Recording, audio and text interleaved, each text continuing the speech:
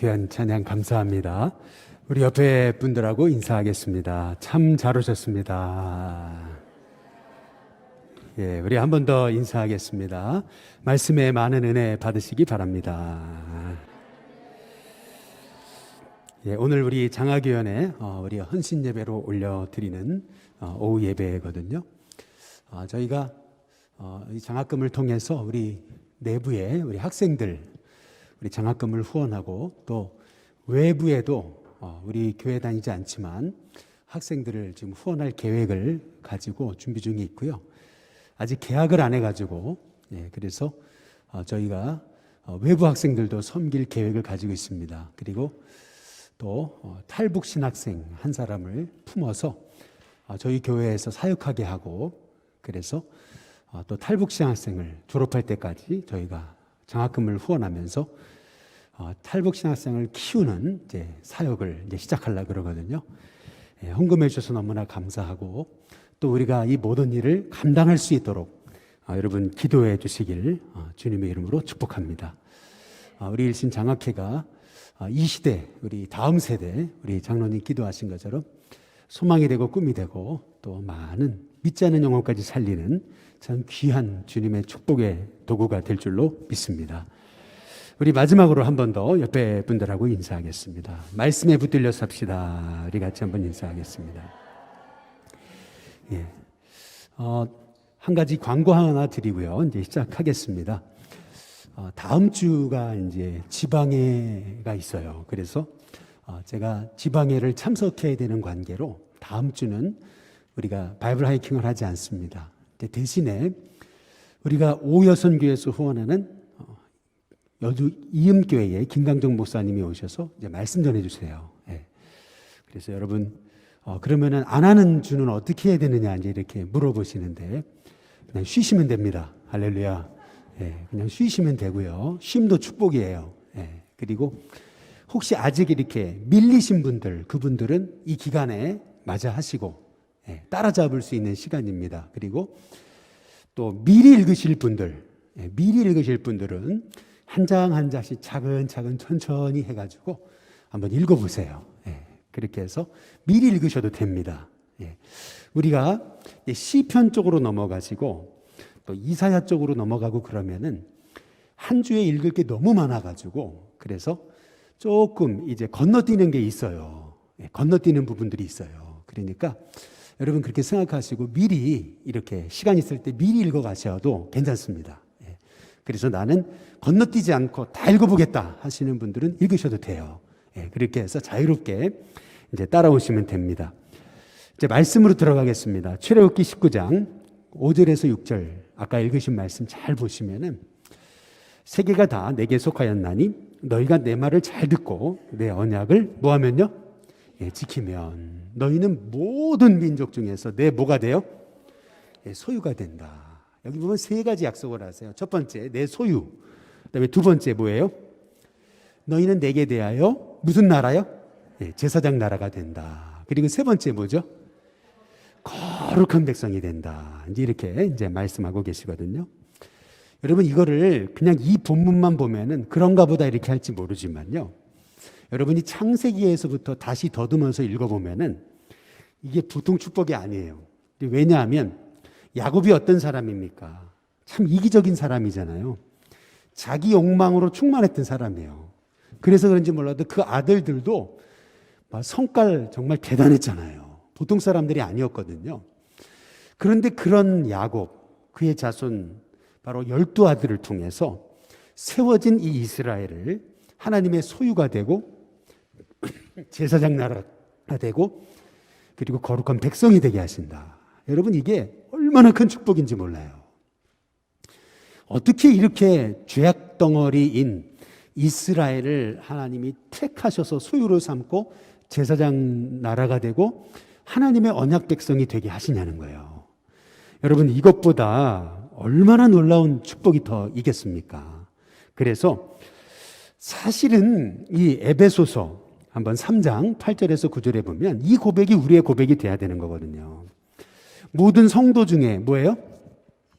지각히 작은 자보다 더 작은 나라 그랬어요. 모든 성도 중에 지각히 지극히 작은 자보다 더 작은 누구에게요? 나에게. 이 정말 감당할 수 없는 은혜를 주신 것은, 그것은 왜 그런 거예요? 측량할 수 없는 그리스도의 이 풍성함을 전하게 하시려고. 그렇죠? 근데 더 놀라운 것은 구절을 보세요. 영원부터 만물을 창조하신 하나님 속에 뭐하여지냐?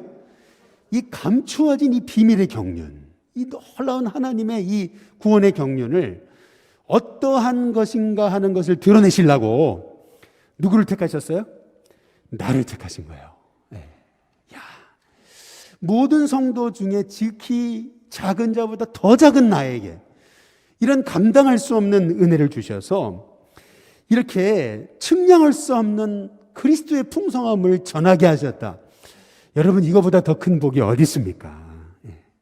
그래서 사실은 오늘 내가 너를 나의 소유로 삼고 제사장 나라가 되고 거룩한 백성이 되게 하겠다라는 이 약속의 말씀을요, 이 사도 바울처럼 이런 감격, 이런 은혜의 기쁨을 가지고 사실은 받아야 되는 거예요. 저와 여러분에게 이러한 나 같은 사람을 이 모든 성도 중에 지극히 작은 자보다 더 작은 나에게 이런 측량할 수 없는 하나님의 은혜를 주실 수가 있는가? 여러분, 이런 구원의 감격을 가지고 이제 출애굽기의 여행을 함께 떠나셨으면 좋겠습니다. 오늘은 출애굽기 이제 19장에서 이제 40장까지의 말씀을 함께 이제 보시게 될 텐데요. 이 출애굽기 19장에서 40장의 말씀은요, 이 출애굽한 이스라엘 백성을요, 하나님이 제사장 나라, 이제 북의 통로로 사용하시기 위해서 어떤 훈련을 시키시는가, 하나님이 시키셨던 훈련의 내용이 여러분 오늘 이 출애굽기 19장에서 이제 40장의 말씀이에요. 하나님께서 이 이스라엘 백성을 통해서 제사장 나라, 다시 말하면 세계 선교의 꿈을 이루시기 위해서 하나님께서 이스라엘 백성을 너무나 중요한 두 가지 훈련을 시키시는 거거든요. 첫 번째는 뭐냐면 말씀 순종의 훈련이에요. 말씀을 순종한 훈련. 그다음에 두 번째는 뭐냐면 성막의 축복이에요. 예배의 축복. 이 두 가지. 그래서 십계명과 성막, 이것이 오늘 출애굽기 19장에서 40장까지 반드시 우리가 이제 봐야 되는 이제 부분인 거거든요. 그래서 오늘은 이 세 가지를 중심으로 같이 이제 은혜를 나눌 거예요. 첫 번째는 우리가 이 말씀을 이해하려면 먼저 출애굽기의 전체 구조를 조금 이해해야 되겠죠. 여러분 PPT 보여주시면 출애굽기의 구조, 그리고 두 번째 이제 십계명에 대해서 알아야 돼요. 어떤 분 그러죠. 십계명은 구약 아니냐고. 이제 그렇지 않아요. 이 십계명에 담긴 하나님의 메시지가 얼마나 귀한지 몰라요. 그래서 오늘은 조금 시간이 조금 걸려도 이 십계명에 대해 설명을 드릴 겁니다. 그 다음에 세 번째, 성막에 대해서 알아야 돼요. 이 성막에 대해서 알아야 하나님이 주신 이 구원의 선물이 얼마나 크고 놀라운 것인지 이제 우리가 알게 되는 이제 것이거든요. 드디어 이제 본론으로 좀 들어가 보겠습니다. 먼저 첫 번째, 이제 출애굽기 구조. 출애굽기는 어떻게 이루어져 있는가? 우리가 지난 시간에 바이블 하이킹 7번째 시간을 통해서 우리가 살펴본 것처럼 먼저 출애굽기는 첫 번째로 1장부터 18장까지 제가 이루어져 있다 그랬죠. 이 1장부터 18장, 우리가 지난주에 살펴본 것은 이스라엘 백성이 드디어 출애굽해서 이제 시내 광야까지 오는 3개월의 기간을 기록해 놓은 것이 출애굽기 1장부터 18장이다, 이렇게 지난주에 배우셨습니다. 한번 저를 보시면 한번 기억나십니까? 먼저 출애굽했죠. 그리고 뭘 건너요?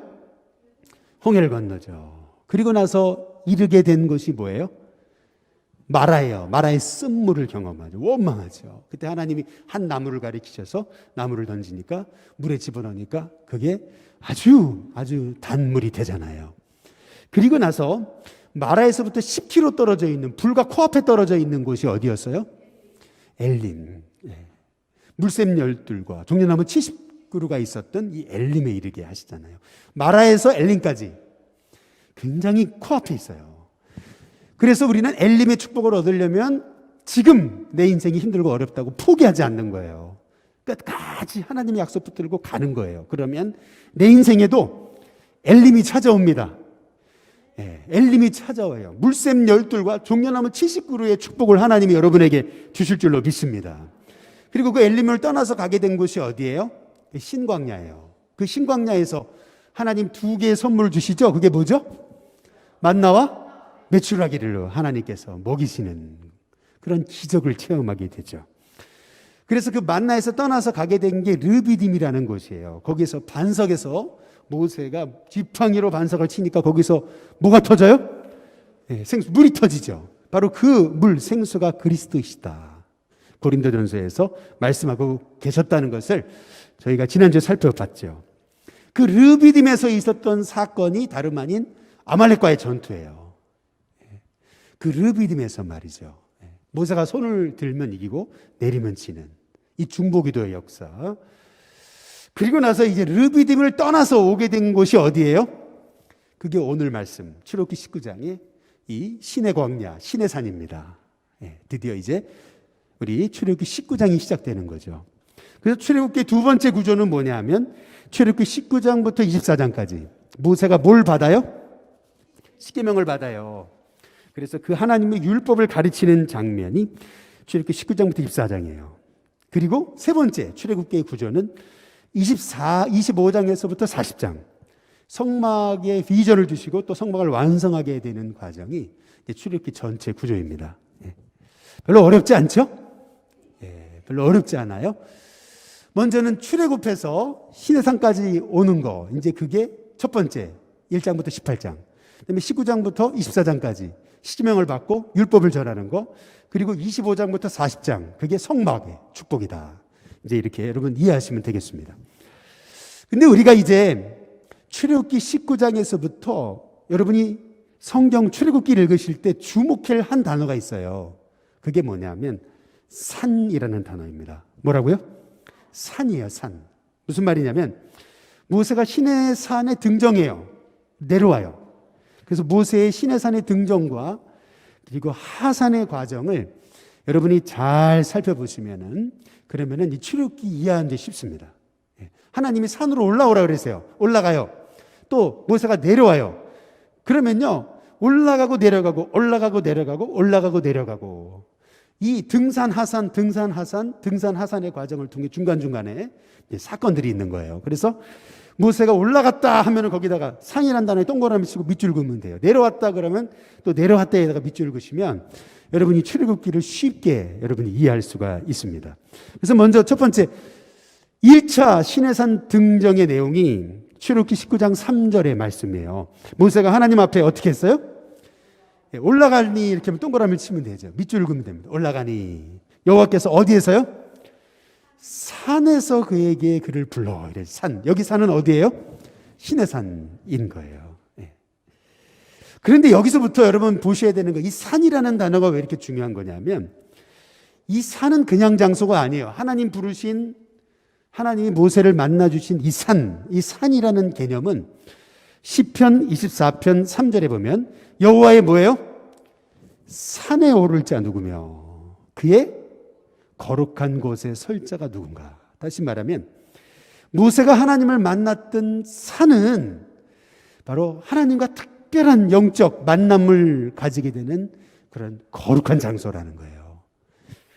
그래서요 시편 121편 1절의 말씀에서 내가 그 다음 뭐를 향해서요? 산을 향해 눈을 들리라 그러잖아요. 그래서 이 산이라는 것은 그냥 산이 아니에요. 여기서 산은 거룩하신 그 하나님을 바라보겠다는 거예요. 그래서 시편 121편 2절에 보면은 나의 도움은 천지를 지으신 누구에게서요? 여호와에게서 온다. 내가 산을 향하여 눈을 든다는 것은 이제 정말 나의 도움이신 하나님을 바라본다는 거예요. 여러분 이런 믿음으로 승리하시기를 주님의 이름으로 축복합니다. 근데 이 시내산에 올라간 모세에게 주신 하나님의 첫 번째 음성, 첫 말씀이 뭐냐면요, 실은요 출애굽기 19장 4절에 이게 너무 중요한 말씀이에요. 넘어갈 수가 없어요. 여기 보면은 하나님이 이스라엘 백성을 애굽에서 출애굽해서 여기 시내 광야까지 이끌어 주신 것은 독수리 날개로 너희를 업어서 인도하신 거다 이렇게 얘기합니다. 여러분 하나님은 여러분을 뿅아리가 아니라 독수리로 부르셨음을 믿으시기 바랍니다. 뿅아리가 아닙니다. 여러분은 독수리예요. 이 말의 의미가 뭔지 아세요? 우스갯소리로 하는 게 아니고요. 진짜 여러분은 하나님의 날쌘 독수리입니다. 그렇기 때문에 독수리여야 되기 때문에 하나님 어떻게 하세요? 독수리의 훈련을 시키시는 거예요. 예. 병아리 같으면은 그냥 우리에 가둬 놓고서 밥만 주면 돼요. 그냥 잘 먹어라 그냥 토스트를 쪄라 이러면 되는데요. 독수리는 아니에요. 독수리를 훈련시켜야 되니까 어떻게 해야 돼요? 어미 독수리가 새끼 독수리를 훈련시킬 때 어떻게 해요? 이제 날개에 힘이 생겼을 때 절벽 위를 이렇게 업고 올라가 가지고 떨어뜨려 버린다잖아요. 그러면 독수리가 막 펄럭펄럭 하다가 처음에는 안 되잖아요. 그러니까 어미 독수리가 쫙 가서 업어가지고 탁 올리죠. 또 떨어뜨려요. 또 막 떨어지는데 딱 업어서 올리죠. 그 과정을 통해서 새끼 독수리의 날개에 힘을 얻어가지고요. 이 새끼 독수리가요, 어미 독수리처럼 창공을 나는 하늘의 제왕이 되는 거예요. 마찬가지예요. 우리 하나님도요, 우리를 뿅아리가 아니에요. 독수리로 부르셨기 때문에 이스라엘 백성을 출애굽시키셔가지고 그냥 그래 곱게 가나안에 가게 하시는 게 아니에요. 먼저는 홍해를 만나게 하시는 거예요. 그 홍해가 갈라지는 기적을 체험하게 하시는 거예요. 마찬가지로 그 광야라고 하는 그곳에서 하나님이 훈련시키시는데요. 그게 바로 독수리로 업어서 너희를 인도했다라고 하는 말씀이에요. 그게 신명기 32장에 나와 있습니다. 신명기 32장 10절부터 12절에 보면 여호와께서 그를, 바로 우리를, 이스라엘 백성을 어디에서요? 황무지에서 그랬습니다. 짐승이 부르짖는 어디에서요? 광야에서 만나시는 거예요. 호위하시고 보호하시고 자기의 뭐같이요? 눈동자같이 지키시는 거예요. 네, 여러분, 눈동자같이 지키신다는 말이 무슨 말입니까? 네? 여러분, 눈동자 한번 딱 찔러보세요. 그냥 끝납니다. 이 눈동자같이 지킨다는 건요, 그렇게 하나님이 귀히 여기시고 아주 우리를 보호하신다는 거예요. 조금만 상해도 눈은요 못 봐요. 그러니까 하나님이 그렇게 우리를 보호하시고 지키신다는 말씀이거든요. 그렇게 우리를 사랑하신 하나님께서 사랑하시기 때문에 병아리가 아니라 독수리로 훈련시키시는 거 어떻게 해요? 신명기 32장 11절에 마치 독수리가 자기의 보금자리를 어떻게 해요? 일부러 어지럽게 해버리세요. 그래서 자기 새끼 위에 너풀거리고 날개를 펴가지고 새끼를 받아요. 그 날개 위에 그것을 또 업어요. 떨어뜨려 받고 떨어뜨려 업고요. 그렇게 해서 독수리 훈련을 통해서 하나님이요 12절에 우리를 어떻게 하세요? 인도하시는 거예요. 예. 그러니까요, 우리가 때로는 믿음의 삶을 사는데도 어려움이 있어요. 하나님이 나를 독수리로 훈련시키시는 거구나. 그렇게 믿고 강하고 담대하게 하나님께 인생 맡기고 승리하시길 주님의 이름으로 축복합니다. 그게 이사야서에 또 나와요. 63장에 8절에서 9절에 보면 나의 백성이잖아요. 그들의 구원자가 되시잖아요. 그래서 그들의 모든 환난에 어떻게 하세요? 동참하세요. 여러분 환난 가운데 하나님 함께 하심을 믿으시기 바랍니다. 근데 어떻게 훈련시키세요? 9절 끝에 그들을 어떻게 해요? 독수리처럼 드셔가지고 안으세요.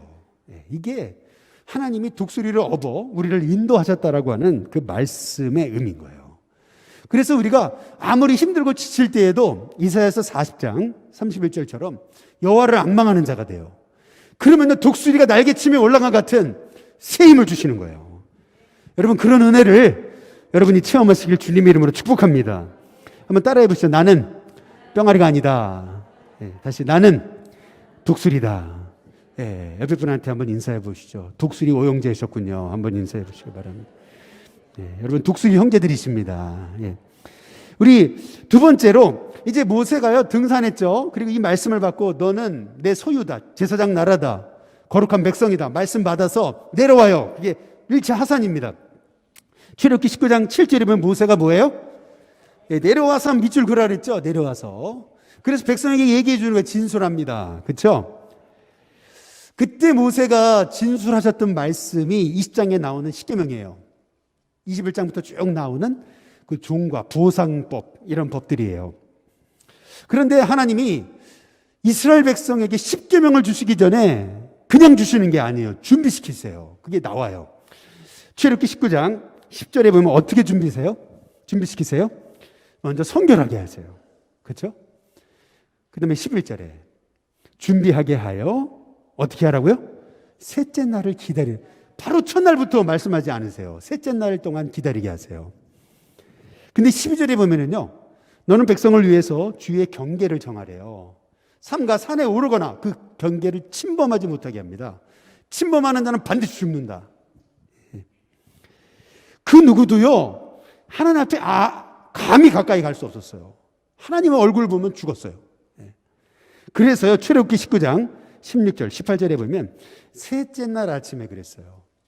우레와 번개와 빽빽한 구름이 있는 산 위에 거기서 나팔 소리가 매우 크게 들려요.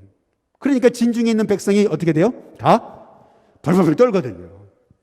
18절에 보면은 시내산에 뭐가 자욱해요? 연기가 자욱해요. 근데 하나님이 어디 가운데서요? 불 가운데 강림하시는 겁니다. 근데 그 모습이 어떤 모습이었냐면 잘 보세요. 연기가 옹기가마 연기같이 떠올랐다 그랬습니다. 이게 무슨 말인지 아세요? 뭐가 연상이 되죠?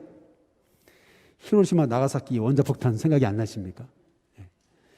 뻥 하더니요, 이 연기가 옹기가마처럼 떠오르고요. 그리고 그 산이 크게 진동하는 이 장면 말이에요. 예. 여러분, 이 말씀을 통해서 깨닫는 게 뭐예요? 하나님 만나는 게요, 이렇게 두려웠다는 거예요. 감히 어떻게 하나님 앞에 나갑니까? 이게 구약의 백성들이었어요. 그러나 이제 예수님의 십자가의 피로 구원함을 얻은 우리는 어떻게 바뀐 거냐면 히브리서 10장에 보세요. 19절, 20절, 22절에 보면 그러므로 형제들아 우리가 예수의 뭐를 힘입어서요? 피를 힘입어서 성소에 들어갈 뭘 얻어요? 담력을 얻었어요. 이제 담대함을 얻었어요. 그래서요, 이제는요, 우리가 이렇게 구약의 백성처럼 벌벌벌벌 떨면서 주님 앞에 오는 게 아니에요, 실은. 이제 20절에 보니까 새로운 살 길이 열렸어요. 왜요? 예수님이 십자가의 몸으로 죽으심으로 지성소와 성소의 휘장을 갈라놓으셔서 누구든지 예수님의 피, 예수님 의지하는 자는 담대히 보좌 앞으로 나갈 수 있게 된 거예요. 이게 구약의 성도들과 우리의 차이점입니다. 그러면 이렇게 얘기하면 되죠. 그럼 아무렇게나 나가면 되네. 그거 아니에요. 그래서 히브리서 기자가 이렇게 얘기하는 거예요. 이제 우리는 십자가의 피로 늘 은혜의 보좌 앞에 언제든지 담대히 나갈 수 있게 된 우리 이스라엘 백성은요 3일 기다렸다가 벌벌벌 떨면서 앞에 가지도 못하고요 두려움으로 그냥 얼굴도 못 뜨고 이렇게 하나님의 존재를 이렇게 쳐다봤어요. 그런데 우리는 아니에요. 우리는 예수님의 피로 구원함을 얻어서 언제든지 은혜의 보좌 앞에 담대히 나갈 수 있게 됐잖아요. 이러한 축복이 어디 있습니까? 그렇다면 이러한 축복을 받은 우리 그럼 아무렇게나 주님의 보좌에 나가요? 아니에요. 거기 22절에 보세요. 어떻게 해요? 우리가 이제 마음의 뿌림을 받아 그 다음 어떻게 되죠? 악한 양심으로부터 어떻게 해야 돼요? 벗어나고 몸을 맑은 물로 씻음을 받았으니 이제는 참 뭐예요? 마음과 온전한 믿음으로 하나님께 나가는 겁니다. 참 마음, 아주 신실한 마음을 가지고 하나님 앞에 온전한 믿음, fully trusting God이라고 그랬어요. 온전히 하나님을 믿고 신뢰하는 마음으로 하나님 앞에 나가는 거예요. 여러분 그때마다 이렇게 믿음을 갖고 신실한 마음으로 하나님 앞에 fully trusting God, 하나님을 온전히 믿고 의지하는 마음으로 하나님 보좌 앞에 나갈 때 그때마다 저요 여러분에게 정말 특별한 은혜를 주시는 줄로 믿으시기를 바랍니다. 그래서 이제 출애굽기 20장부터 10계명을 통해서 두 번째로 하나님의 백성을 향한 실천 강령을 주시는 거예요. 잘 보세요. 하나님 야곱의 그 12자녀로 시작한 이스라엘 백성, 그 애굽 땅에서 노예 생활하던 그 노예들을요 출애굽시켰다고 해서 갑자기 그들이 거룩한 백성이 되고 제사장 나라가 되고 그의 소유가 됩니까? 아니잖아요. 자꾸 원망하잖아요. 자꾸 말씀 떠나잖아요. 그러니까 하나님께서 하나님의 꿈을 이루시기 위해서 이스라엘 백성을 훈련시키는 훈련 교본이 뭐냐면 그게 십계명인 거예요. 그 십계명이 이게 보통 말씀이 아닌 거예요. 실은 뭐 구약이 아니에요. 십계명은요 그리스도인의 행동 강령이에요. 그래서 십계명을 바로 알아야 돼요. 우리가 십계명을 공부할 때 늘 기억해야 되는 거 뭐죠? 십계명의 핵심. 하나님 사랑, 이웃 사랑. 이게 핵심이다. 예. 1계명부터 4계명은 하나님 사랑. 5계명부터 10계명은 그 다음 누구 사랑이요? 이웃 사랑. 그래서 늘 우리는 하나님을 사랑하는 만큼 누구를 사랑해야 돼요? 이웃을 사랑하는. 예. 하나님 사랑, 이웃 사랑. 이것이 그리스도인의 삶의 아주 기초다. 그래서 창세기에서 하나님이 아담과 하와에게 질문하신 첫 번째 질문. 아담아, 내가 어디 있느냐? 그 다음에 창세기 4장에서 가인이 아벨을 죽였을 때 가인에게 주신 질문. 내 아우 아벨이 어디 있느냐? 여기에서 하나님 사랑, 이웃 사랑. 이것이 성경의 핵심이다. 이것이 구약의 핵심이다. 십계명의 핵심이다. 라고 하는 것을 우리가 늘 머릿속에 집어넣어야 돼요. 근데 신명기 5장 22절에 잘 보시면 여러분 그거 아십니까? 이 십계명은요. 신명기 5장에 또 나와요. 그때 얘기할 수도 있지만 그때는 생략하고 오늘 조금 자세히 말씀드리려고 합니다. 신명기 5장에 보면 십계명이 나오는데 그때 광경에 대해서 이렇게 요약하고 있어요. 한번 보시겠어요? 여호와께서 이 모든 말씀을 산 위, 뭐 가운데서요? 불 가운데서. 또 뭐 가운데서요? 구름 가운데서. 또 뭐 가운데서요? 흑암 가운데서 어떤 음성으로 해요? 큰 음성으로 너희 총회에 이르신 후에 그리고 나서 그것을 두 돌판에 써서 모세에게 주신 거예요. 그렇죠? 근데 잘 보세요. 불 가운데서, 흑암 가운데서, 그리고 구름 가운데서 하나님이 큰 음성으로 말씀하시는 이게 의미하는 게 뭐예요? 이 십계명은요. 지켜도 되고 말아도 되는 게 아니에요. 이 십계명은요. 하나님의 소유된 백성, 제사장 나라가 되기를 원하는 하나님의 백성은요. 반드시 지켜야 되는 하나님의 아예 훈련 교본이에요. 그래서 이 십계명을요. 우리가 반드시 깨달아 알고 이 말씀대로 살려고 몸부림쳐야 돼요. 그래서 오늘은 실은 갈 길이 멀지만 그러나 이 십계명에 대해서 반드시 다뤄야 돼요. 예. 여러분 십계명 다 기억하십니까? 예. 1계명이 뭡니까? 1계명. 예. 첫 번째 1계명의 의미에 대해서 얘기할게요. 출애굽기 20장 3절에 보면 너는 나 외에는 다른 신들을 내게 두지 말지니라. 예. 여러분 이 말의 의미가 뭐야? 나 외에는 다른 신 두지 말라. 이 의미가 뭡니까?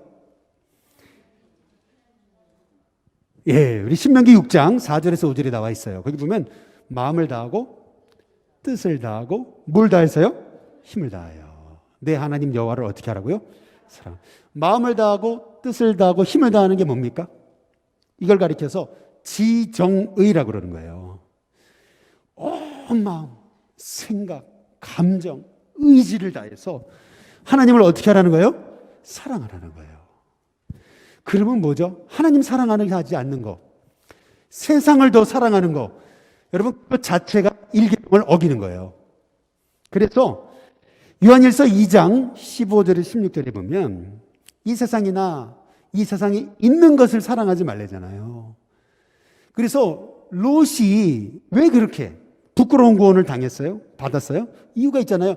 육신의 정욕, 안목의 정욕, 이생의 자랑 가지고 살았기 때문에. 결국 하나님을 사랑하지 않는 것 자체가 우리의 신앙의 실패의 원인이라는 거예요. 하나님보다 더 사랑하고 섬기는 것이 있는 한 내 인생이 진정 복의 인물이 되기 어렵다는 거예요. 두 번째, 우리 2계명에 대해 설명드릴게요. 2계명은 뭡니까? 출애굽기 20장 4절에서 6절에 보면 너를 위하여 새긴 뭘 만들지 말라고요? 우상을 만들지 말라. 근데 4절 끝에 보면 어떤 뭐라고요? 형상도 만들지 말라. 뭐 예술품, 조각품 만들지 말라. 그 얘기 아닙니다. 그 얘기가 아니고요. 여기서 말씀하는 의미는 뭐냐면요. 사람이란 조금만 틈이 생겨도요. 우상을 만드는 존재라는 의미가 담긴 거예요. 사람은 조금만 틈이 생겨도요. 우상을 만들고 우상을 섬겨요.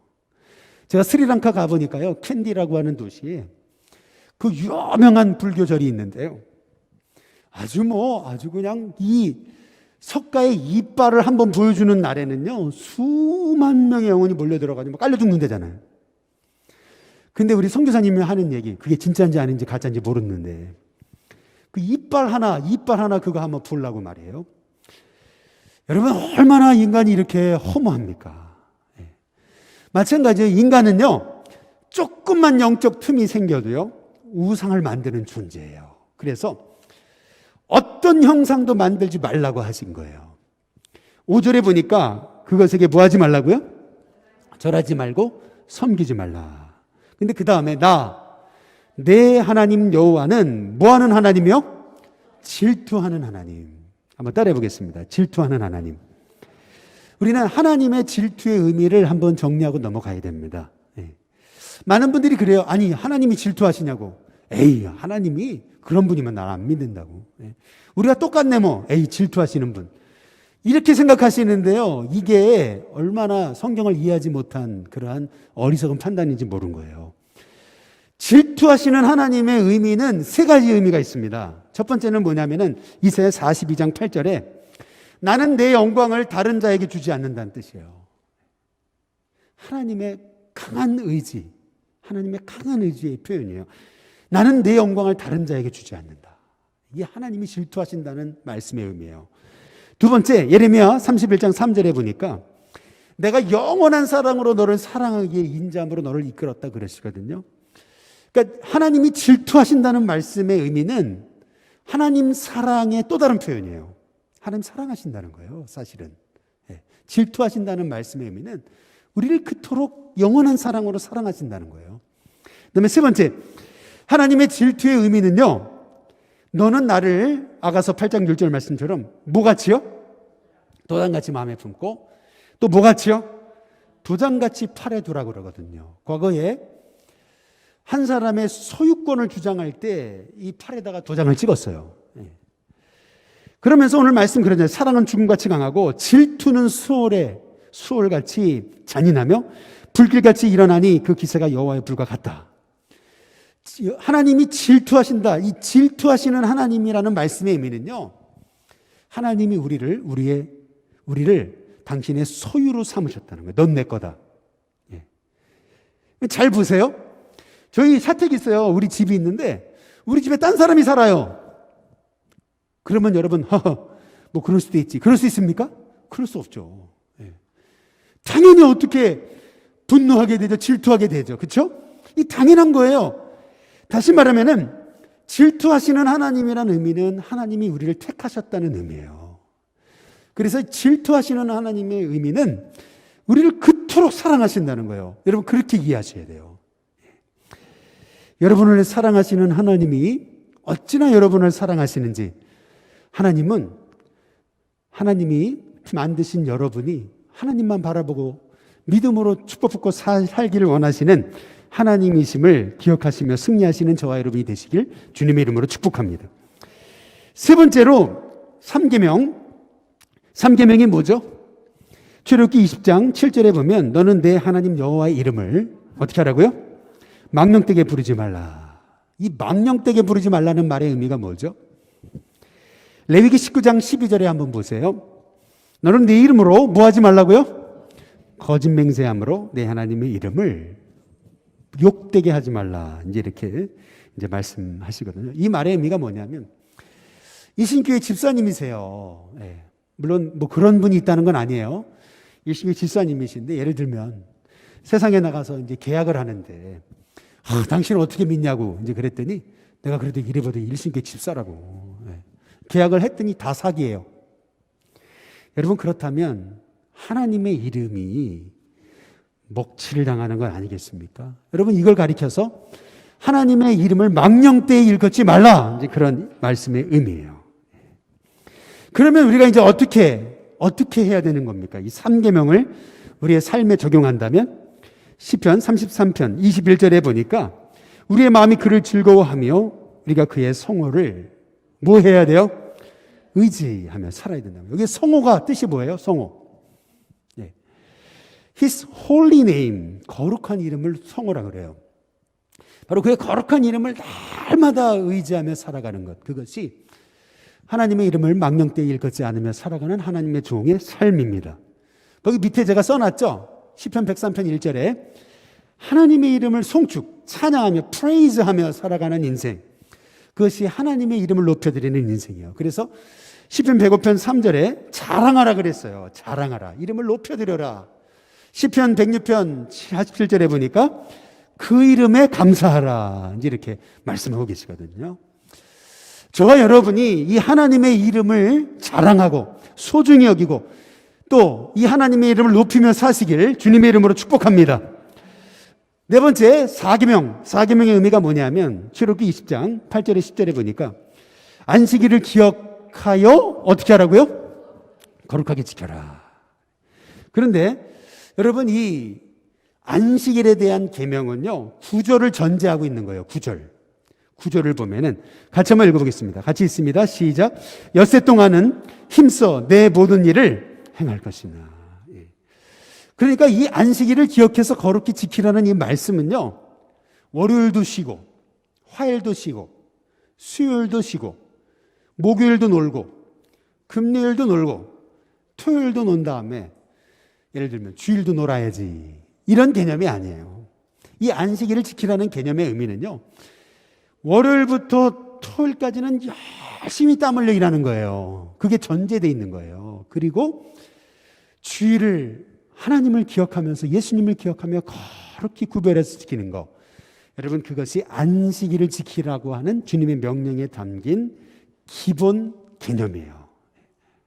저는 우리 십계 성도들이 여러분이 하고 있는 이 일을 소중히 여기고 땀 흘려 일하는 것이 복된 인생임을 늘 깨닫고, 일터에서 일 많다고 불평하지 마시고 일 많아도 감사하면서 그 일의 최고가 되게 해달라고 기도할 수 있는 저와 여러분이 되시길 주님의 이름으로 축복합니다.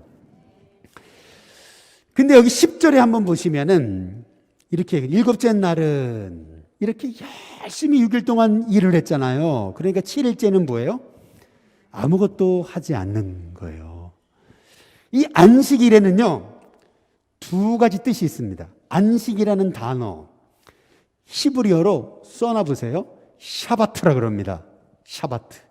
여기에서 세바스라고 하는 영어 단어 안식일이라는 단어가 나온 거예요. 근데 샤바트라고 하는 말의 뜻은 뭐냐면요, 따라해 보겠습니다. 멈추다. 멈춤이라는 뜻이 있는 거예요. 멈춤. 여기에 너무나 중요한 의미가 있습니다. 여러분, 안식일, 주일은 염려하지 않는 날입니다. 안식일, 주일은 근심하지 않는 날이에요. 주일만큼은 염려와 근심을 그치게 되는 축복이 있기를 주님의 이름으로 축복합니다. 샤바트, 그치다. 뭘 그쳐요? 부부싸움을 그치시기를 바랍니다.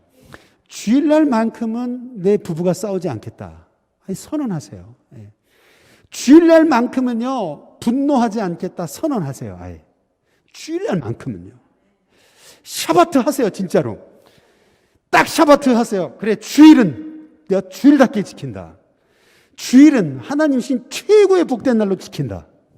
주일날은 내 인생에서 가장 행복된 날이다. 주일날만큼은 최고 좋은 거 먹는다. 아주 근하게, 아주 근사하게 한번 식사한다. 자녀들하고도 근사한 날로 보낸다. 여러분, 이게 유대인의 안식일을 지키는 기본 정신이에요. 샤바트 다 멈추시기 바랍니다. 하나님 기뻐하시지 않는 삶에서 딱 멈추세요. 월요일부터 토요일까지 근심했어도 주일날은 멈추세요. 멈춰야 돼요. 그런 은혜가 있기를 주님의 이름으로 축복합니다. 두 번째, 이 안식일의 뜻은 또 히브리어로 뭐라 그러냐면, 따라 해보세요. 메누하. 메누하라고 하는 말의 의미는요, 충만한 평화라는 뜻이 있습니다. 충만한 평화. 여러분 잘 보세요. 샤바트가 되어져야지 메누하의 축복이 있어요.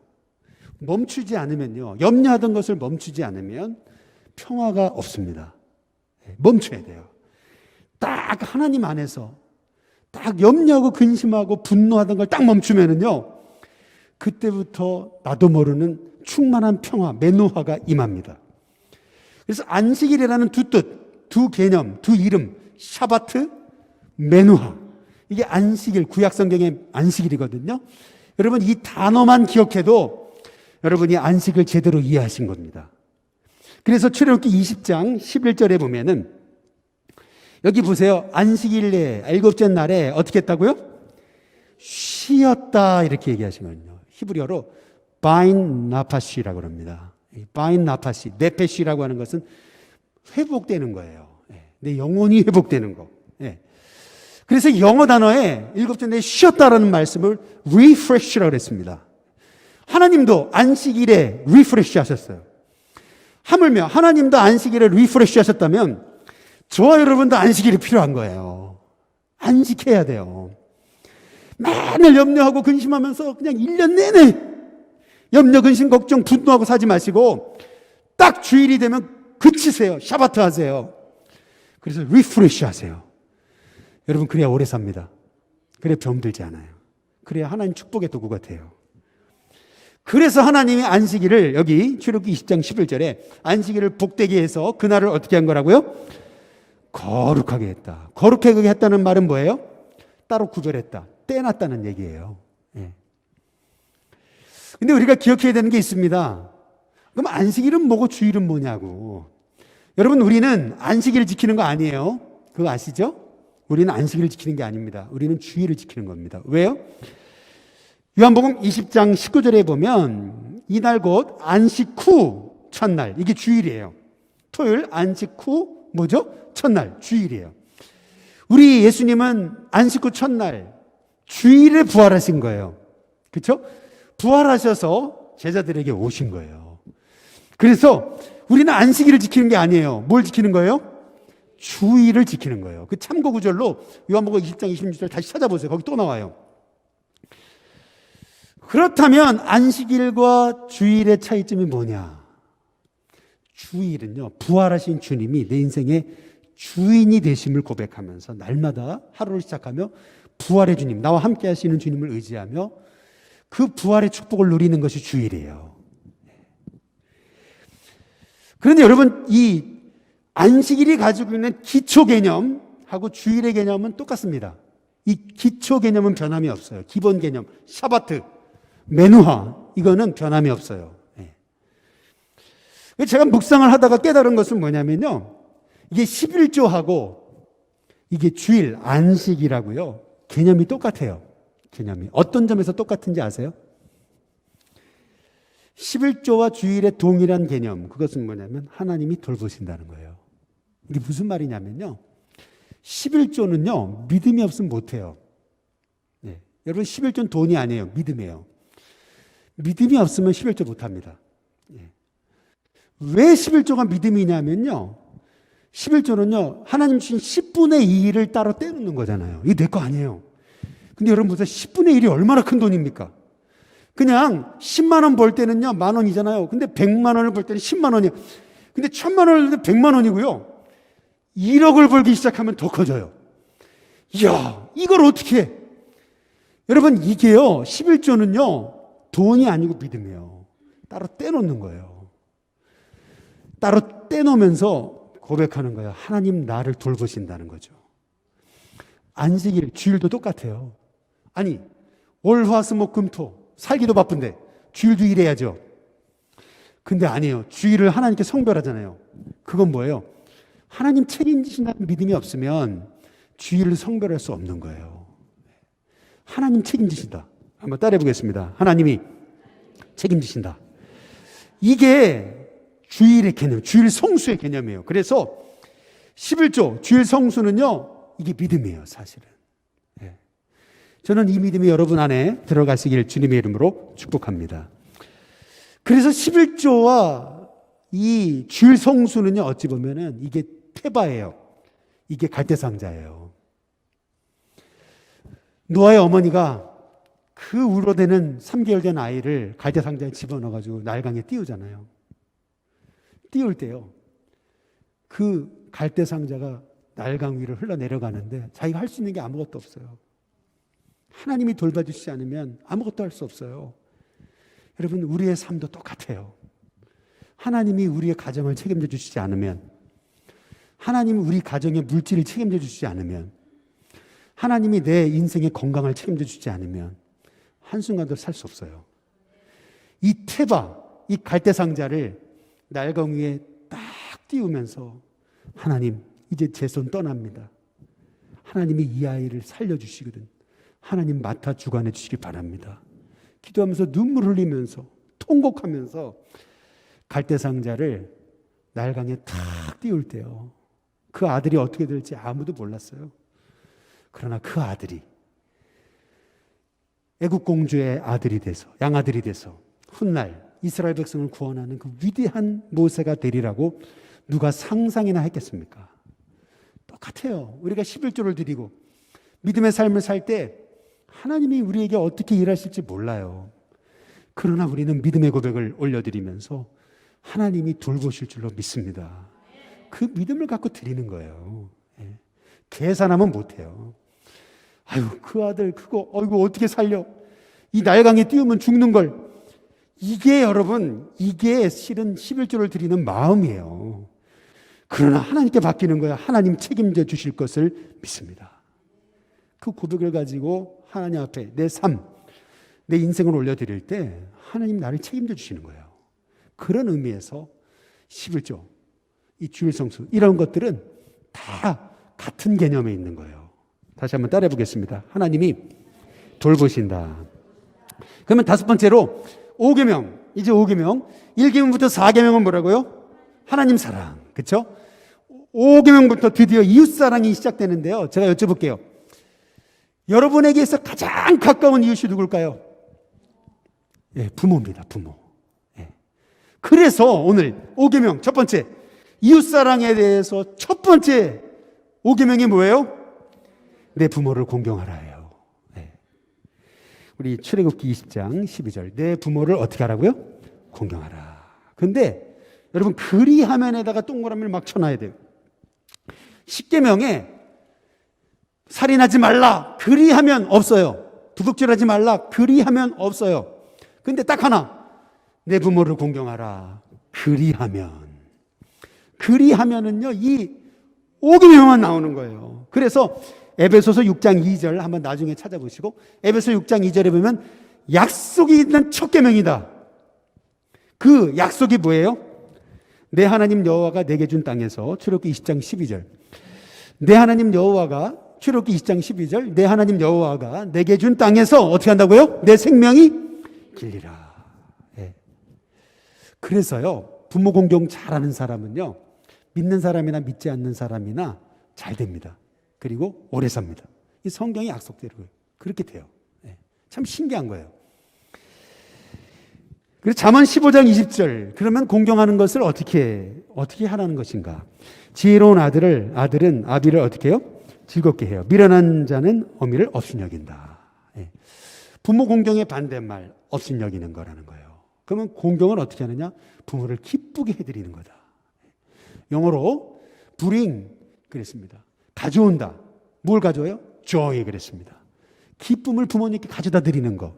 여러분, 그게 바로 오늘 말씀 아비를 즐겁게 한다라는 말씀의 의미에 담긴 뜻입니다. 그러면 여섯 번째, 여러분 6계명의 의미, 그건 뭐냐면 6계명이 뭐예요? 출애굽기 20장 13절, 살인하지 말라. 왜 살인하지 말아야 돼요? 출애굽기 9장 6절에 하나님이 자기 형상대로 사람을 지으셨기 때문에, 아무리 완악한 인간이라도 그는 하나님의 형상대로 지었어요. 이 살인하지 말라고 하는 말씀의 의미는요, 영혼을 귀히 여기라고 하는 하나님의 음성이에요. 일곱 번째, 7계명 뭐예요?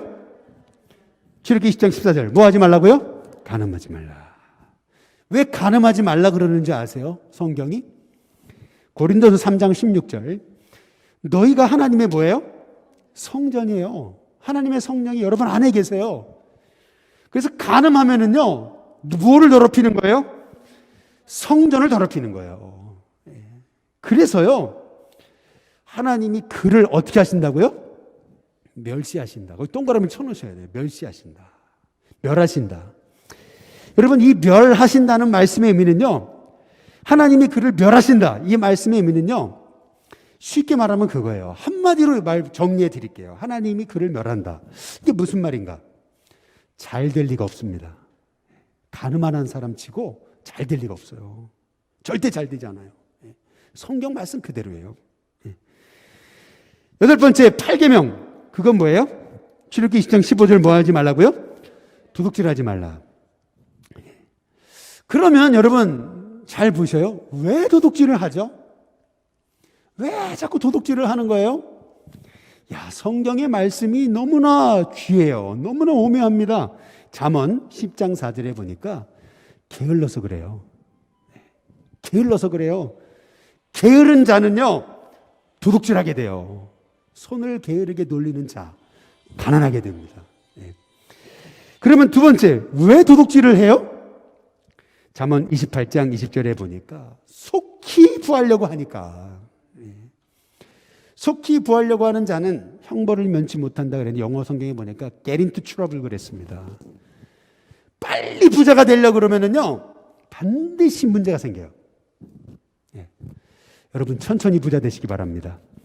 아멘 안 하시는데 천천히 부자가 되는 게 복입니다. 빨리 되려고 그러지 마세요. 잠언 28장 22절에 보면은요, 왜 우리가 도둑질하게 되냐면 악한 눈 때문에 그래요. 그 악한 눈을 성경에 뭐라 그러는지 아세요? 욕심이 가득한 사람이라고 했습니다. greedy people이라고 했습니다. 결국 탐심은요, 우리로 하여금 남의 것을 취하게 되는 그러한 잘못을 저지르게 만든다는 거예요. 그래서 잠언 13장 11절 말씀이 도둑질하지 말라 하시는 말씀의 해답이에요, 사실은. 거기 보면 망령 때에 얻은 재물이라 했습니다. 망령 때에 얻은 재물이 뭐죠? 망령 때에 얻은 재물이란 뭐냐면 거기 영어 성경을 잘 보시면은 get rich quick schemes 그랬습니다. 이 말에 하면은 아주 빨리 부자가 되려고, 그래서 아주 나쁜 계략을 가지고 남을 이용해 먹는 거, 그렇게 얻은 재물, 그거 반드시 그거 오래 가지 않아요. 그러면 무엇이 복이에요? 거기 그 다음 나오죠. 손으로 모은 거. 이 손으로 모은 게 뭐예요? 하드워크입니다. 하드워크. 여러분, 물질은요, 어렵게 벌어야 돼요. 어렵게. 물질은요, 힘써서 일해서 벌어야 돼요. 쉽게 얻은 재물은 쉽게 나갑니다. 그래서요, 땀 흘려 일하는 게 복이에요. 여러분, 저축하시길 주님의 이름으로 축복합니다. 견실히 저축하는 게 축복이에요. 이 저축하는 것이 이게 성경의 그 말씀이에요. 저도 열심히 저축합니다. 그 이유는 나중에 제가 은퇴한 다음에 사람들에게 짐 되지 않으려고, 교회에 짐 되지 않으려고. 그래서요, 여러분, 힘써 일한 대가로 얻은 재물이 복이에요. 여러분, 그 복을 받으시기를 주님의 이름으로 축복합니다. 아홉 번째, 구계명은 뭐냐면 출애굽기 20장 16절에 보니까 내 이웃에 대해서 뭐 하지 말라고요? 거짓 증거하지 말래요. 근데 잠언 25장 18절에 보니까 자기 이웃을 쳐서 거짓 증거하는 사람은 뭐와 같아요? 방망이래요. 그 방망이를 영어 성경에 보니까 X라 그랬어요. 도끼와 같은, 그 영혼에게요, 도끼를 던지는 것 같은 거예요. 도끼 맞은 사람이 가만히 있습니까? 절대 가만히 안 있죠. 그렇죠? 그건 나중에 뾰족한 화살처럼 나한테 다가오는 겁니다. 그래서 성경은요, 이웃에 대해서 거짓 증거하지 말래요. 마지막 10번째, 10계명은 뭡니까? 출애굽기 20장 17절 잘 보세요. 끝에 부분에 나와 있어요. 뭐예요? 내 이웃의 소유를 탐내지 말라. 이건 10계명입니다. 그러면 소유가 뭐예요? 첫 번째, 내 이웃의 뭐예요? 집이 소유, 남의 이 소유잖아요. 여러분, 나는 20평짜리 아파트에 사는데 내 옆 사람은 50평 살아요. 여러분, 부러워하지 마시길 주님의 이름으로 축복합니다. 너무 그것 때문에 힘들어하지 마세요. 여러분 보세요. 내 이웃의 아내. 많은 사람들이 우리 아내는 저렇고, 저 집 아내는 되게 예쁜 것 같고, 미련한 겁니다, 여러분. 그렇죠? 내 이웃에 뭘 탐내지 말라고요? 아내를 탐내지 마세요. 다 그 여자가 그 여자인 걸 믿으시기 바랍니다. 죄송합니다, 여러분. 그냥 그렇게 여기세요. 그냥 하나님이 축복의 선물로 주신 내 아내, 최고의 선물이다. 그렇게 여기시고 귀히 여기시길 주님의 이름으로 축복합니다. 그리고 남의 남종이나 그랬어요. 거기 성경 다시 보여주시면 남의 뭐예요? 종이나 남종이나, 그리고 뭐예요? 여종. 이게 뭐예요? 이웃이 가진 인재예요, 인재. 아니 다른 교회 부목사님들은 열심히 일하는 것 같아요. 우리 부목사님은 뭐 열심히 안 한다. 뭐 그런 거거든요. 그렇잖아요? 아유 다른 교회 전도사님들은 다 그렇게 헌신적으로 일하는데 우리 교회 전도사님들 이런 거예요. 이게 뭐예요? 남의 남종 여종 탐내지 말라. 그 얘기가 뭐예요? 이웃이 가진 인재 보고서 비교하지 말라는 거예요. 그러면 그의 소나 낙이 뭐예요? 소, 낙이 뭐예요? 여러분 티코 타고 다니신다고 낙심하지 마시기 바랍니다. 남이 뭐 벤츠를 타든 뭐 아우디를 타든 여러분 내가 지금 타고 있는 차가 최고 좋은 차예요. 그거 확신 가지시고 여러분 테슬라도 뭐 사고 나니까 나오지도 못하니까 죽더만요 뭐. 여러분 그냥 내가 가지고 있는 차 최고 좋은 차다. 사고 나서 딱 열리는 차가 좋은 차다. 그냥 그렇게 생각하시고 감사하시기 바랍니다. 죄송합니다 여러분 조금 오버했습니다. 예. 빌립보 4장 11절에 보니까 그래서 어떠한 형편이든지 나는 뭘 배우는 거예요? 자족을 배우십시오. 디모데전서 6장 8절에 먹을 것과 입을 것이 있는즉 뭐라고요? 족한 줄로 그냥 아세요. 예. 그냥 족한 줄로 아세요. 여러분 그게 복이에요. 한번 따라해 보겠습니다. 자족이 복이다. 그게 십계명을 치료하는 방법이에요. 자꾸 비교하고 자꾸 내가 못 가진 것 때문에 낙심하고 누구는 집이 있는데 난 집도 없고 여러분 이런 거요. 여러분 다 맡기며 사세요. 예. 그때 하나님께서 저와 여러분 책임지시는 줄로 믿으시기를 주님의 이름으로 축복합니다. 그래서 이제 두 번째 모세의 2차 등산이 시작되는 거예요. 거기서 이제 드디어 십계명 두 돌판을 받아요. 거기서 성막의 설계도를 받고요. 제사장의 규례를 받습니다. 그게 24장 12절부터 31장이고요. 그 기간이 40일이에요. 근데 40일 동안 모세가 시내산에 올라가서 꿈쩍도 않고 내려오지 않으니까 이스라엘 백성들이 모세가 죽었나? 뭐 하지 못한 거예요? 기다리지 못한 거예요. 우리는 기도하고도 뭐 하지 못해요? 기다리질 못하는 거예요. 하나님께 기도했잖아요. 내 앞길 인도해 달라고. 근데 조금 어려움이 오면 낙심하잖아요. 뭐 하지 못하는 거예요? 기다리지 못하는 거예요. 멀리 보지 못하는 거예요. 코앞에 문제 보고 낙심하는 거예요. 똑같아요. 이스라엘 백성들. 출애굽기 32장 1절에 보세요. 백성이 모세가 산에서 어떻게 해요? 더디 내려오잖아요. 더디 내려왔어요. 예. 기도 응답이 더디 된다고 낙심하지 마시길 주님의 이름으로 축복합니다. 근데 여러분 잘 보세요. 이 시내산에서 40일 동안 아무 일도 벌어지지 않은 게 아니에요. 하나님은 모세가 계속 말씀하고 계셨어요. 십계명 돌판을 써주셨어요. 지금 하나님은 역사하고 계세요. 그 40일 동안. 근데 백성들은 하나님의 역사가 보이지 않는다고 어떻게 해요? 우상을 만들잖아요. 그거를 출애굽기 32장 25절에 보니까 모세가 본즉 어떻게 됐어요? 백성이 방자하게 됩니다. 예. 근데 그 방자하게 된 원인이 누가요? 아론이 그들을 방자하게 해서 원수에게 조롱거리가 되게 했다. 이렇게 얘기합니다. 여러분 하나님이 세우신 우리 일신교회 영적 지도자들을 위해서 기도해 주시길 주님의 이름으로 축복합니다. 그래서 여러분 지도자를 위해 기도해야 돼요. 지도자가 흔들리니까 백성 다 흔들리는 거예요. 이게 성경의 말씀이에요. 그래서 32장 21절에 이 백성이 방자하게 됐을 때 하나님이 그 책임을 누구한테 물으세요? 그 아론에게 물으시는 거예요. 모세가 아론에게 얘기하잖아요. 아니 이 백성이 왜 이렇게 됐냐? 그랬더니요 22절에 주여 노하지 마옵소서. 이 백성이 악함을 아시지 않습니까? 무슨 말이에요? 백성 탓하고 있는 거예요. 예. 여러분 자꾸 여러분 어떤 일이 안 된다고 다른 사람 탓하지 마시고요. 여러분 가족 탓하지 마시고 여러분 자신이 하나님 앞에 말씀 안에 섰는지 보고 회개하고 여러분 자신부터 하나님 말씀의 사람이 되시길 주님의 이름으로 축복합니다. 저는 성도가 졸면은 내가 설교 못하는구나 그렇게 여기고 싶어요. 잘 안 돼요. 근데 그게 잘. 예. 여러분 출애굽기 32장 23절에 보니까 이 아론이 어떻게 변명해요? 아니 백성들이 내게 아론에게 얘기했다는 거예요. 우리를 위하여 우리를 인도할 신을 만들어 달라고요.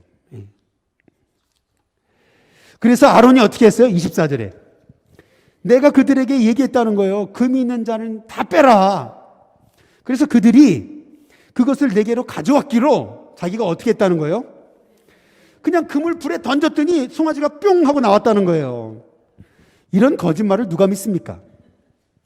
아니 금덩어리를 가져왔더니 그거를 불 속에 던졌더니 이 금송아지가 뿅 하고 나와요? 그런 게 어디 있습니까? 성경이 뭐라 그래요? 출애굽기 32장 4절에 보면 아론이 그들의 손에서 금고리를 받아 부어서 조각칼로 어떻게 했다고요? 자기가 직접 금송아지에다가 금송아지 형상을 새겨가지고요 금송아지 형상을 만든 거잖아요. 그런데도 지금 거짓말 하잖아요. 여러분 하나님 앞에 바로 서지 못한 진실은 다 드러나게 되는 줄로 믿으시기를 바랍니다. 결국 내가 바로 서야 돼요. 내가. 영적인 가장인 여러분이 바로 서야 돼요. 또 목회자인 제가 바로 서야 되고 여러분의 교회 학교를 이끄는 선생님 바로 서야 되고요. 여러분 그런 은혜가 있기를 주님의 이름으로 축복합니다. 근데 출애굽기 32장 26절에 보니까 그때 우상 숭배에 가담하지 않는 지파가 있잖아요. 그 지파가 어느 지파예요? 레위 지파입니다. 그래서 하나님이 레위 지파를 제사장 지파로 삼으시는 거예요. 하나님 자신이 그 레위 지파의 기업이 되시겠다. 하나님이 축복하시잖아요. 모든 백성이 우상 숭배하는데 거기 가담하지 않고 하나님의 뜻에 산다는 거 어려운 거거든요. 저는 우리 십교회 성도님들이 이렇게 아무리 세상이 혼란해도 하나님 편에 서서 하나님 기뻐하시는 자로 승리하시길 주님의 이름으로 축복합니다. 우리 출애굽기 32장 32절에 보면 모세가 중보기도 하거든요. 내 이름을 생명冊에 기록된 것을 지워달라고, 저들 용서해달라고. 그렇죠? 잘 아시죠? 모세의 유명한 중보기도. 근데 32절 뒤에 하나님 그 기도 들으세요? 35절에 보세요. 여호와께서 백성을 치십니다. 아니 이거 어떻게 된 거예요? 아니 중보기도 다 들으신다면서요. 그런데 왜 모세 기도 안 들으세요? 아니 저들 용서해달라는데 하나님 쳐버리시거든요. 이게 의미하는 게 뭐예요? 여기 이게 의미하는 건 뭐냐면요, 우리의 진정한 중보자가 되시는 분은 누구세요? 예수님 한 분이시라는 것을 말씀하고 있는 거예요. 중보기도 안 들으셨다는 게 아니에요. 우리의 진정한 죄의 중보자 누구세요? 예수님이세요. 그래서 히브리서 7장 24절 예수님이 우리의 진정한 제사장이 되셔서 예수님이 단번에 자기를 들여서 우리의 모든 죄값을 치르셨잖아요. 그래서 우리의 진정한 중보자 누구세요? 예수님이세요. 예수님 한 분이세요. 그래서 우리가 예수님 의지하고 예수님 믿고 나가면 그 피값으로 인해 우리가 용서받지 못할 죄는 없는 줄로 믿으시기 바랍니다. 예수님 십자가 보혈을 의지하고 기도할 때 하나님께서 우리를 새롭게 하시고 기도에 응답하심을 믿으시기 바랍니다. 그래서 이 사건 다음에 출애굽기 33장 7절 11절에 보면 모세가 장막을 취해서 그래서 회막이라고 하는 걸 세우거든요. 여러분 여기서 말하는 회막은 성막이 아니에요. 이스라엘 백성들이 범죄하고서 모세가 다시 이제 십계명 도판 받으러 올라가기 전에 이스라엘 백성들로 하여금 다시 범죄하지 않게 하려고 세운 게 회막이에요. 근데 회막과 성막의 차이, 회막이 곧 성막이에요. 같은 뜻이에요. 그런데 여기 모세가 세운 회막과 하나님이 말씀하셔서 지은 성막의 차이가 뭐예요? 거기 출애굽기 33장 7절 다시 보시면 모세가 항상 장막을 치어 진 어디에 뒀어요? 밖에 뒀잖아요. 그런데 하나님이 모세를 통해 세우게 하신 성막은요, 진 중앙에 있었어요. 그게 민수기 2장 2절, 9장 17절 나와요. 늘 성막이요. 눈만 뜨면 백성들 가운데 있어서 성막을 바라보는 거예요. 그래서 성막은 누구를 의미하는 거예요? 예수님, 예수 그리스도. 내 죄를 대속하신 예수님을 바라보는 것이 성막이에요. 늘 성막은 중심에 있었어야 돼요. 그 중심에 구름기둥, 불기둥이 임한 거예요.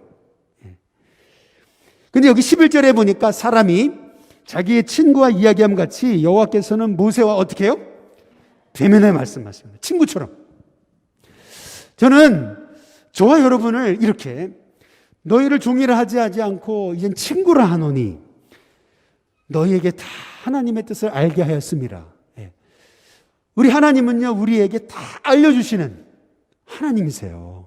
저와 여러분을 친구처럼 부르셔서 말씀하시는 하나님, 모세와 같은 그 영적 교제의 축복을 누리시기를 주님의 이름으로 축복합니다.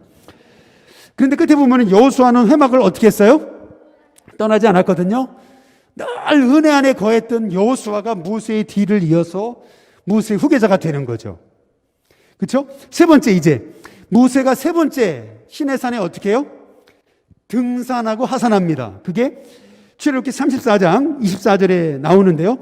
모세가 여호와와 함께 40일 40야를 거기 거하면서 28절 끝에 십계명을 받죠. 그렇죠? 다시 두 번째 십계명을 받는 거예요. 첫 번째 십계명은요, 이스라엘 백성들이 바알을 세워놓고 금송아지를 섬기는 그 모습을 보고 그냥 내던져 버리잖아요. 깨트려 버렸어요. 그리고 두 번째 십계명을 받게 되는 장면이 여기 출애굽기 34장입니다. 그래서 29절에 모세가 그 증거의 두 판을 모세의 손에 들고 시내산에서 내려오는데 그 얼굴에 뭐가 났어요? 광채가 났어요. 예. 이제 하나님께서 모세를 통해서 성막의 비밀을 알려주십니다. 그러면 첫 번째, 성막을 세우신 이유, 그것은 뭐예요? 출애굽기 25장 22절. 거기서 내가 너와 어떻게 한다고요?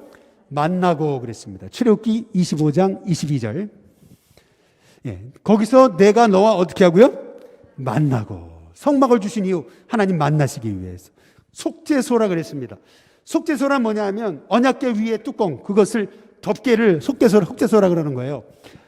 속죄소, 다시 말하면 성막을 주신 이유, 우리의 죄를 용서하시려고. 그리고 끝에 내가 내게 명령할 모든 일을 내게 어떻게 하신다고요? 이르리라, 알려주시기 위해서. 그래서 성막을 세우신 이유, 첫 번째 만나고 예배, 속죄소, 속죄, 그 다음에 세 번째 이르리라, 인도와 동행. 그것을 위해서 성막을 주신 거예요. 이 성막이요, 엄청난 축복이 있는 거예요. 그래서 여러분 성경에서 성막을 조금 더 깊이 이해할 필요가 있는데 오늘은 더 깊이는 못 들어가고요. 성막을 이해하려면 먼저 첫 번째, 성막의 다른 여러 가지 명칭을 이해해야 돼요. 성막이 이름이 얼마나 많은 줄 아십니까? 성막의 이름 한번 다음 보여주세요. 성막은요, 회막이라고 불려주기도 하셨어요. 회막이라는 말의 뜻은 meeting of tent예요. 텐트 오브 미팅이에요. 만남의 텐트라는 얘기예요. 하나님이 우리를 만나주시는 곳, 그것이 회막이라는 거고요. 그리고 성막의 또 다른 이름, 그것은 성소. 하나님이 계신 거룩한 곳, 그것이 성막이라는 거고요. 또 성막은 여호와의 성막이라 그랬어요. 거룩한 여호와의 성막. 또 장막이라 그랬어요. 왜 장막이라 그랬어요? 그게 텐트기 때문에. 텐트기 때문에. 증거막이라고도 불렸어요. 왜 증거막이에요? 거기 증거판, 증거궤, 이게 언약궤거든요. 법궤. 법궤가 있는 곳, 증거궤가 있는 곳이기 때문에 증거막이라고 그랬어요. 그래서 민수기 보면 이 성막을 증거의 성막이라고 그랬어요. 또 사도행전과 요한계시록 보면 증거의 장막이라고 그랬어요. 신천지에서 증거장막성전이라고 그러는데요. 이 증거장막이라는 게 하늘에 있는 거거든요. 그래서 신천지에서 그렇게 막 천국 막 이거 흉내내는 거예요. 이 성막이요, 이 성막을 이해해야 돼요. 여러분 성경을 공부할 때. 그리고 성막이 또 다른 이름으로요, 사무엘상 1장 10절에 여호와의 집이라고 부르기도 했고, 세상에 속한 성소라고 그랬어요. 진정한 성소는 어디 있어요? 하늘에 속한 성소에 있는 거예요. 그래서 이 성막은요, 천국의 모형이에요. 그 천국의 모형을 보십시오. 성막 평면도를 한번 보시면은, 다음 성막 평면도. 성막 평면도를 보시면은 잘 안 보이시죠? 성막은 들어가는 문이 하나예요. 하나. 동쪽에서, 해가 떠오르는 동쪽에서 성막문은 하나예요. 오로지 하나로 들어갔다 하나로 나오는 거예요. 뭘 의미하죠? 우리의 유일한 구원자 되시는, 내가 곧 길이요 진리요 생명이니 나로 말미암지 않고는 아버지께로 올 자가 없다. 오직 우리의 구원의 문이신 누구요? 예수님의 그 문을 통해서만 들어가야 돼요. 그 문. 그래서 이 성막은 오로지 동쪽에 한쪽 문이 있습니다. 들어가자마자 뭐가 있어요? 다시 그림을 보시면 번제단이 있어요. 번제단.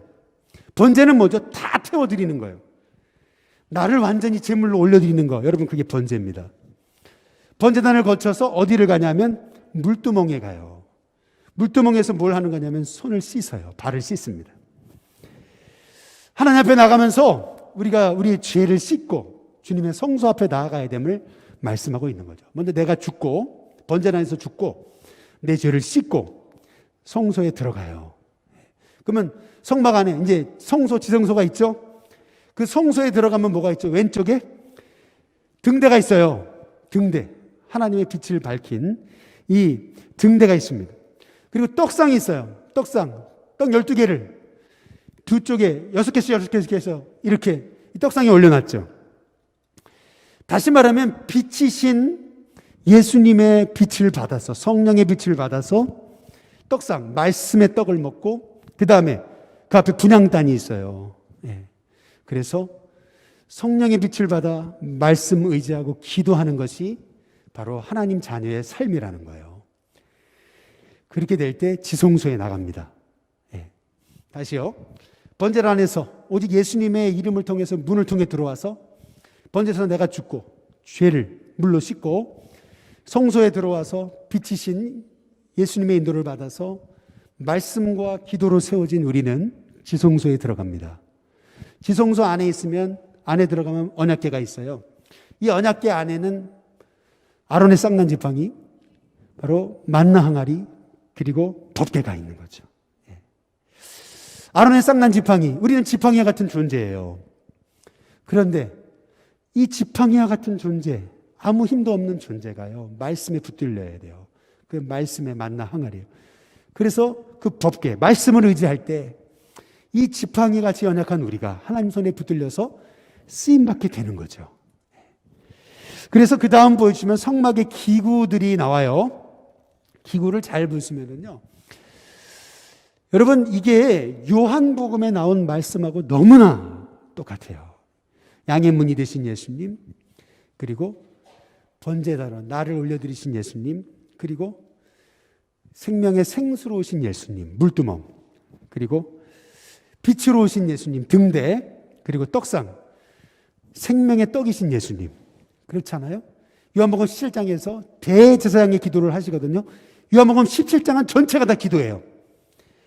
그 예수님, 그 성소를 통해 지성소 안에 들어가면 법궤가 있잖아요. 말씀으로 오신 예수님. 결국 말씀을 성취하시고 이루신, 십자가로 이루신 그 예수님을 생각하게 될 때 결국 성막은요, 우리가 믿음생활을 어떻게 해야 되느냐, 그리고 예수님이 누구신가 라고 하는 것을 알려줘요. 그래서 여러분, 이 성막은 축복이에요. 하나님이 거기서 우리를 만나주시기 위해서. 그래서 이 성막을 세우는 게 그렇게 자세히 나와 있어요. 성막이 어떻게 만들어집니까? 네 번째.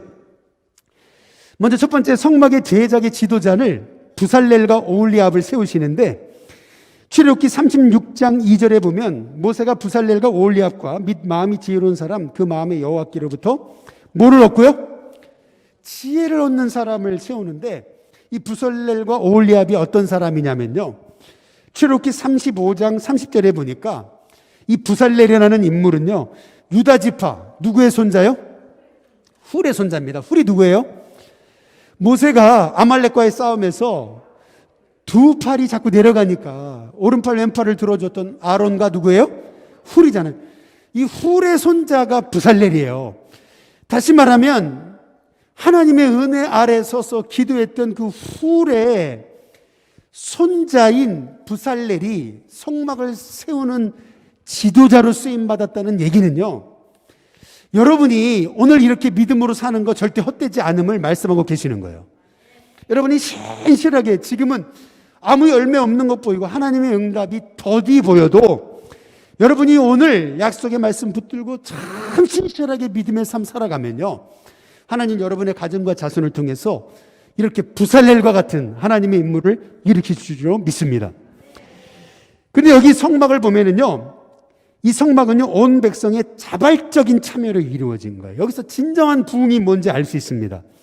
여기 보면 출애굽기 35장 4절과 5절에 보면 모세가 마음에 원하는 자 누구든지 와서 예물을 드려라 그랬거든요. 절대 강제로 하지 않았어요. 여러분, 헌금은 절대 강제로 하면 안 됩니다. 억지로 하면 안 돼요. 여러분, 헌금은요, 절대 여러분 은혜가 안 되면 억지로 남한테 보이려고 하면 안 돼요. 그거는 하나님 복 주시지도 않아요. 정말 자원해서 믿음으로 감사로 하시길 주님의 이름으로 축복합니다. 출애굽기 36장 거기 3절과 4절과 5절 거기 이제 말씀해 보면은요, 백성이 어떻게 해요? 아침마다 자원해서 예물을 가져오는데요, 성소의 모든 일을 하는 지혜로운 자들이요, 일을 딱 마치고 중지하고서요, 뭐라 그러냐면 백성이 너무 많이 가져옵니다, 그렇게 얘기를 해요. 너무 많이 가져와서 너무 많아가지고 골치라고 그래요. 그러니까 출애굽기에 36장 6절에 7절에 보니까 모세가 명령을 내립니다. 뭐라 그래요? 남녀를 막론하고 성소에 드릴 예물을 뭐라 그래요? 고만 좀 가져와라 그랬다는 거죠. 고만 좀 가져와라.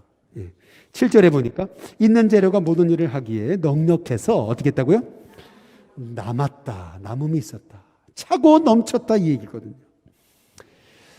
저는 저와 여러분의 인생 가운데 이런 복이 있기를 주님의 이름으로 축복합니다.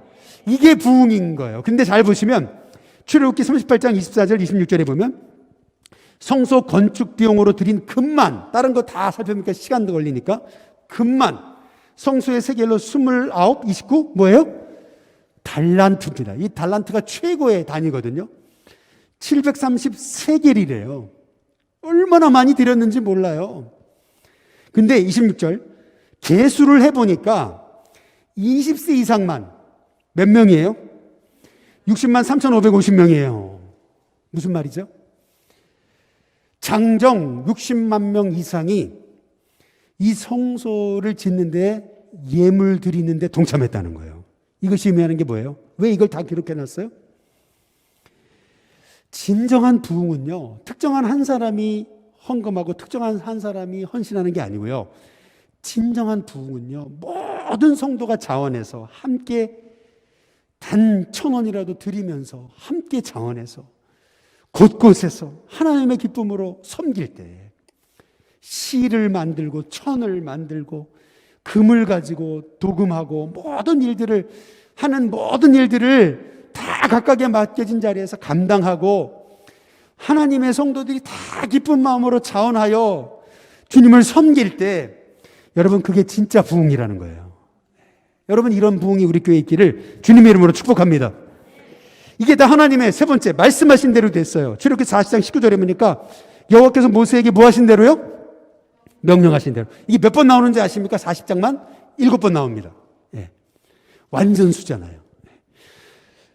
그리고 얼마 동안 만들어졌어요?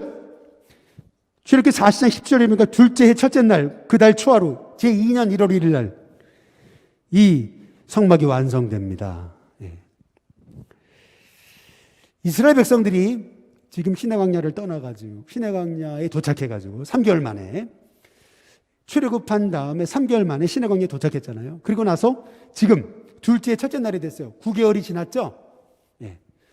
정확히 말씀드리면 약 한 6개월 걸쳐서 성막을 만든 겁니다. 예. 그러면 이스라엘 역사의 성막이 언제까지 존재해요? 가나안 땅에 들어가서는요, 실로에 이 성막이 세워져요. 다음 PPT 보여주실래요?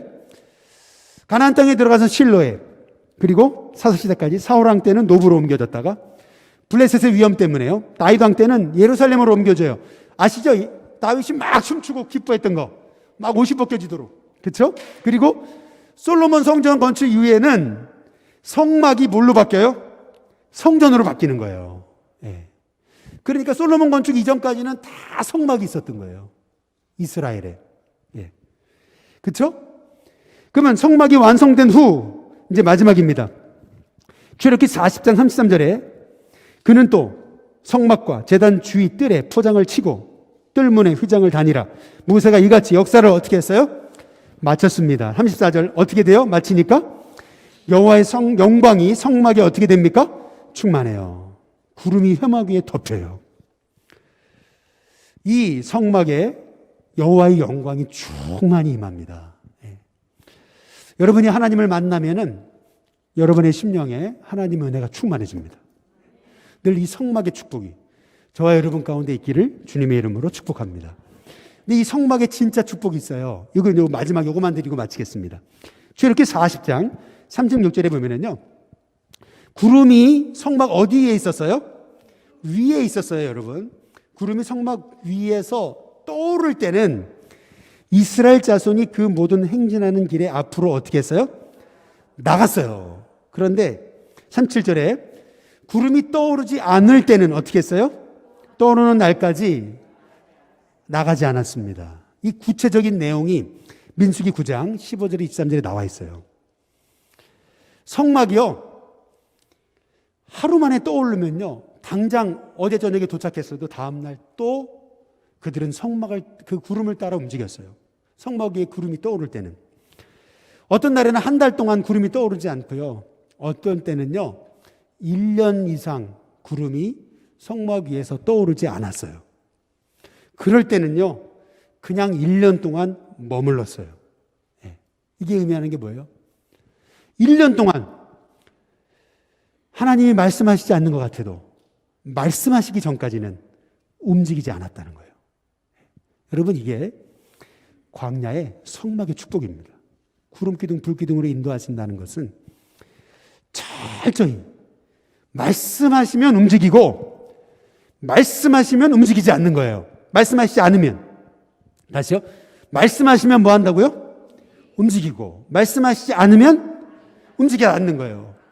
여러분, 저와 여러분은 이렇게 말씀하시면 움직이고 말씀하시지 않으면 안 움직이는, 그렇게 하나님의 음성 따라 나아갈 수 있는 그 성막의 축복으로, 음성 들음으로 철저히 여러분의 걸음마다 성령의 인도 받으시기를 주님의 이름으로 축복합니다. 이 성막의 축복, 그것은 뭐냐면요, 출애굽기 40장 38절, 낮에는 여호와의 구름이 성막 위에 있어요. 밤에는 불이 그 구름 가운데 있습니다. 그래서 이스라엘 온 족속이 그 모든 행진하는 길에서 그들의 눈으로 보았다 그래요. 뭘 본 거예요? 시편 121편 5절에서 7절이에요. 하나님 지키시는구나. 낮에 해가 상하지 않고 밤의 달도 해치지 않도록 우리를 지켜서 모든 환난을 면케하시고 우리를 지켜주시고 우리를 인도하시는구나. 여러분, 이거를 봤다는 겁니다. 하나님이 이스라엘 백성에게 십계명을 주시고 성막을 만들라고 하신 이유는요, 하나님이 이스라엘 백성을 소유로 삼았고 자기 백성으로 삼아 제사장 나라로, 제사장 민족으로 세우시기 위함이셨어요. 그러니까 제사장 민족이 되려면은요, 십계명 또한 성막, 이 축복을 누려야 돼요. 그래야 세계 열방을 살리는 그 복음의 꿈을 이루어드리는 하나님의 종이 되는 거예요. 내 과거에 어떻게 살았건, 내가 어떻게 낙심하고 절망했건 상관없어요. 오늘 내가 하나님 만나서 구원받아 말씀의 인도받고 성막을 통해, 다시 말하면 예수 그리스도를 통해서 철저히 성령의 인도받는 삶을 살면요, 지금부터 하나님께서 여러분을 제사장 민족, 제사장 나라, 제사장 백성으로, 제사장 가정으로 사용하시는 줄로 믿으시기를 바랍니다. 그래서 말씀하시면 가요. 그러나 말씀하시지 않으면 안 가는 거예요. 여러분, 그 축복이 저와 여러분 가운데 있게 되시길 주님의 이름으로 축복합니다.